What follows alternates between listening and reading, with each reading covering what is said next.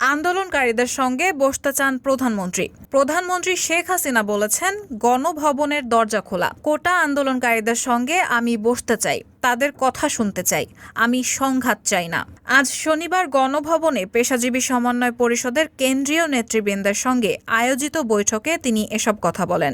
সেই সঙ্গে সর্বোচ্চ সহনশীলতা দেখিয়ে চলমান পরিস্থিতি শান্ত করতে বৈষম্য বিরোধী ছাত্র আন্দোলনের সমন্বয়কদের সঙ্গে বসার নির্দেশনা দিয়েছেন প্রধানমন্ত্রী ও আওয়ামী লীগ সভাপতি শেখ হাসিনা। এজন্য আওয়ামী লীগ নেতা অ্যাডভোকেট জাহাঙ্গীর কবির নানক, মাহবুবুল আলম হানিফ ও আফামা বাহাউদ্দিন নাসিমকে দায়িত্ব দিয়েছেন তিনি। এই দলে 14 দলীয় জোটের সিনিয়র নেতাদের যুক্ত করারও নির্দেশনা দিয়েছেন তিনি। তবে সরকারের সঙ্গে আলোচনায় বসবেন না বলে জানিয়ে দিয়েছেন বৈষম্য বিরোধী ছাত্র আন্দোলনের অন্যতম সমন্বয়ক নাহিদ ইসলাম। আজ শনিবার তিনি গণমাধ্যমকে বলেন, যখন আমরা ডিবি হেফাজতে ছিলাম তখন প্রধানমন্ত্রীর সঙ্গে আলোচনায় বসার প্রস্তাব দেওয়া হয়েছিল, কিন্তু আমরা এই প্রস্তাবের প্রতিবাদে ডিবি হেফাজতে অনশন করেছিলাম। রায়হানা মুন, সবার কথা।